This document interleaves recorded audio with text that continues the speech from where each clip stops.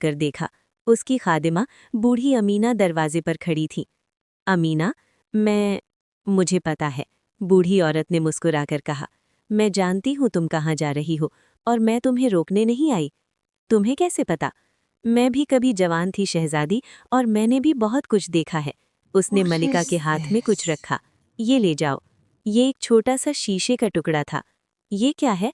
जब तुम्हें सबसे ज्यादा जरूरत होगी तब तुम्हें समझ आएगा।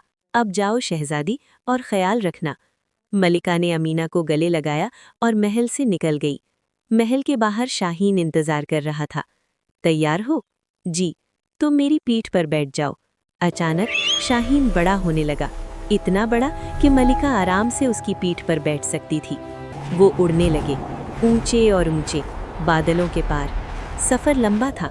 मलिका ने नीचे देखा, पहाड़, नदियां, जंगल, सब कुछ छोटा नजर आ रहा था। शहजादी, हम पहुंच गए हैं। आगे एक बहुत बड़ा महल नजर आया, लेकिन ये कोई आम महल नहीं था। ये महल सियाह पत्थरों से बना था और इसके ऊपर काले बादल मंडला रहे थे। शाहीन जमीन पर उतरा। ये है 7 दरवाजों का महल। याद रखना, हर दरवाजा एक इम्तिहान है और तुम्हारे पास सिर्फ 7 दिन हैं। अगर 7 दिन में तुम वापस ना आई तो क्या होगा? तो तुम्हारी माँ, उन्हें बचाया नहीं जा सकेगा। मलिका ने सर हिलाया। मैं समझ गई।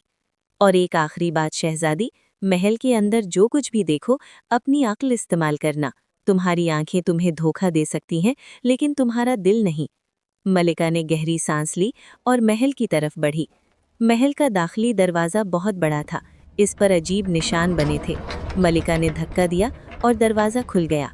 अंदर एक लंबा राहदारी था और आगे 7 दरवाजे थे।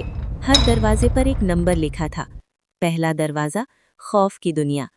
मलिका ने पहला दरवाज़ा खोला। इसके सामने अचानक अंधेरा छा गया, इतना गहरा अंधेरा कि अपना हाथ भी नजर नहीं आ रहा। कौन है? कौन है?